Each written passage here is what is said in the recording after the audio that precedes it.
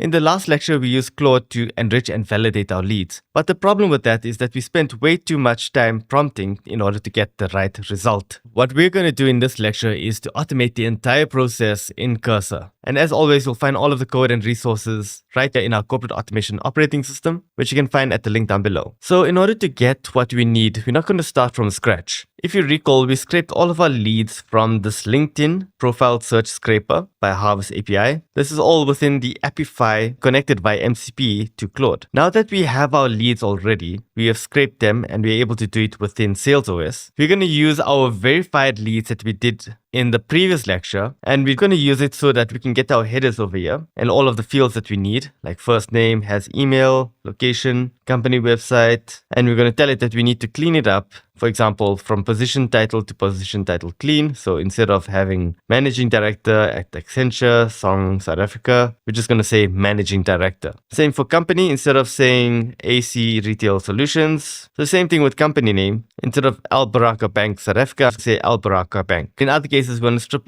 all of these suffixes. And all in all, we're going to strip away things like PTY Limited. So we just say, hey, I see you at Bantu Group, instead of, hey, I see you are at Bantu Group PTY Limited. So in our email, it becomes more natural just to say this. Right, so in Cursor, I've got the original data set. This is in JSON. Basically the same place where we started, where we went into Apify. I'm going into my latest scrape that I did over here, and under output I exported all of the fields into JSON format. You can do it in CSV, but it's more confusing. XML is also fine, but JSON I think is the most robust. Now in Cursor, I'm going to give it the following prompts. Here is the raw list of leads that we have from Apify. I want you to extract only the important set of information as shown in prospects_verified. We need to do 3 stages. The first stage is pre-enrichment, which means that we clean certain fields. Like from company, we don't want to put in PTY Limited, and we want a shortened version of the name rather than the whole name. If it's in capital letters, it needs to be in small letters or sentence case. Look at the person's title. If they mention they are a managing director at XYZ company, we're just going to say managing director. Some people like to add a lot more flair to their title. So sometimes they'll say founder, CEO, TEDx speaker, founder, whatever. So we're just going to minimize that into just one title rather than too many titles. You can use any sort of large language model in order to do this, or if you have any other sort of way to do this in an efficient manner, we can do it. And maybe we can have a large language model as a fallback or as a backup should you not be able to clean the ones that I'm not happy with. Just note that I should be able to edit these fields if I want to. I've provided the output that I did in another project called prospects_verified.csv. You will use this as reference for all the fields that we need and look at how we've filtered out some of the leads. Now in step 2, we also need the enrichment phase. You can use a mixture of Perplexity, Firecrawl, Exa, whatever tools you need in order to get more information about the company that we can use, such as company news or jobs, maybe company headcount. You can look at our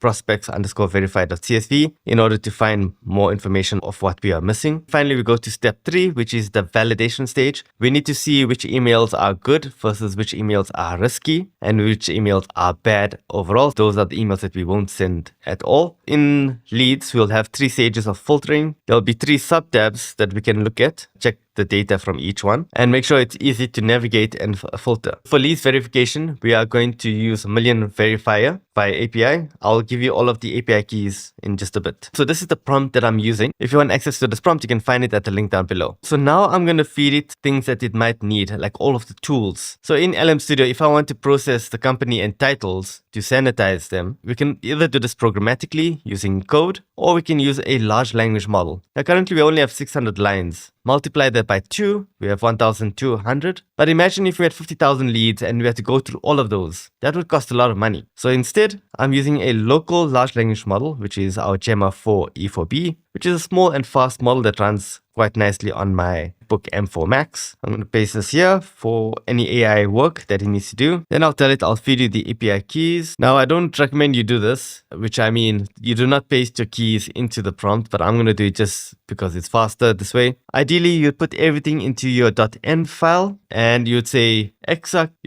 key, whatever your exa key is. You'd say exa underscore key equals whatever your key is, and you put that in the .env local. Now, I'm definitely going to be recycling my keys, but the safest option is to put it into your environmental variables over here, rather than putting it into chat. Okay, so I've got all of my API keys. The one thing that I'm missing is my API key from Million Verifier. So I'm going to go to Million Verifier. This is the same one that we went to in the last lecture. I'm going to log into my free account. You can see the quality of the leads that I got last time. So 73% were good, 26% were risky. So they may or may not exist. So it's a risk that you have to take. And 2% are bad. So obviously I won't email them. We'll head over here to API. I'm just going to copy this into my chat. I'm going to go to the API documentation and download the open specification. This will basically tell Cursor exactly how the API works and how to use it. So we're going to take this and drag it in. Obviously, we'll need to do some sort of authentication. If we don't have, I've already exposed our API keys already. So I'm going to just go ahead and delete this and recycle it and put in a brand new one. Cool. Let's press enter and wait for it. Okay, and there we have it. We have imported our lead pipeline. We can see pre-enrichment, enrichment, as validation. I particularly like how it focuses on just the few columns rather than all of it. But if we want to switch between all columns, we definitely can view all of it. So it just means that we have to browse through all of the ones that we have. We can see the company description, the about. We can even use this for our messaging. Okay, so let's switch back to focus mode. And I'm going to try and clean titles and companies. Wow, that was fast. So here we have Group Head of International. We're going to say Head of International Development. Chief Executive Officer or CEO is better. Managing Director is good. I can browse through all of these and see if there's anything that needs to be changed. So far, so good. This looks actually much better than what we had from Claude. Okay, now let's look at company names. So this is the raw name. So in this case, it had PTY Limited. It removed all of that. It removed the trademark at the end, which is good. It did a good job of just saying CAP instead of CAP for community active, whatever it is. And yeah, I think this is pretty good. With this, I think we can already start messaging people. But obviously, if you want to get more clicks, we have to head over to the enrichment stage. Now over here, we have a button to enrich it. I'm not sure exactly what it's going to use. So I'm just going to click enrich and see what actually happens. I'm just going to put in a prompt over here. For enriching companies, I would like the option to select which tools we have at our disposal, whether to select all of them or some of them in a minimal footprint that's collapsible. As you can see, it has already started populating some of the leads. If you look at this guy, J-Bomb, Chem Life launched in South Africa in 2005 under a new life insurance by Guard Risk Life, positioned around health principles. There's no open roles for some of these. Let's look at the ones that do have open roles. Open roles are listed on this Chem's Life Portal jobs listing. Cool. So now we wait for the rest of the leads to come in with regards to the news and open jobs. Obviously, there's other ways in which you can enrich a lead. This is just some of it. What I'm showing you is actually how we go about solving these problems. And instead of prompting over and over again, you bring it into a system that we can build right here within Cursor, and it makes our lives so much easier having a dashboard rather than having to find a prompt. Because honestly, I was trying to find this exact project that I was working on. I couldn't find it within normal Claude. Then I realized it was right here in Claude Code. But if you have it as a project, you know exactly where to find it. All your leads are in one place, and it makes your life so much easier.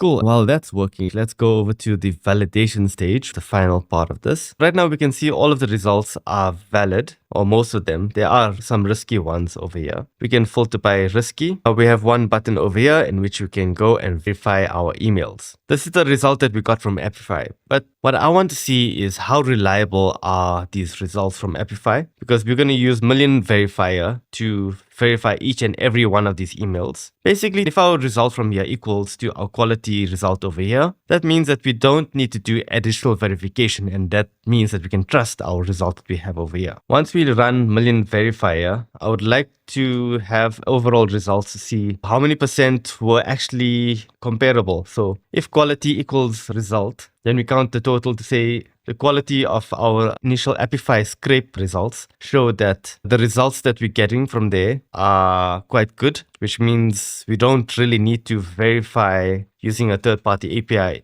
So like an overall score right on top to showcase the quality versus our result, like how many percent were actually correct. So what I did there was just to compare these two columns and to see how good is our database overall. So basically all that are valid over here, if quality also equals valid, then it's great. If it's risky over here and risky over there, that's also correct. That's a true negative. And if you look at that, it's 91% high. But that's obviously because we haven't done million verifiers yet. Let's wait for it to finish and then we'll check it once it's done. So there we have it. We have our leads that for which here it says okay and this says good, which means we can send. We have ones that are invalid, which Apify also specifies as risky. In this case, it's bad, so we can exclude it. And we will have a primary list, which will be part of our send list, and our secondary list, which will be only people that will send after we've sent our primary list. So now we have a lead pipeline in which we are able to do pre-enrichment, which is cleaning of our title and company. You can obviously clean other fields as well if you wanted to. We've got our enrichment stage in which we can find additional information about each company. And we've got our validation stage, which uses million verify to verify all of the emails before we actually send them. Because if you send it to bad emails, there's a high likelihood of them bouncing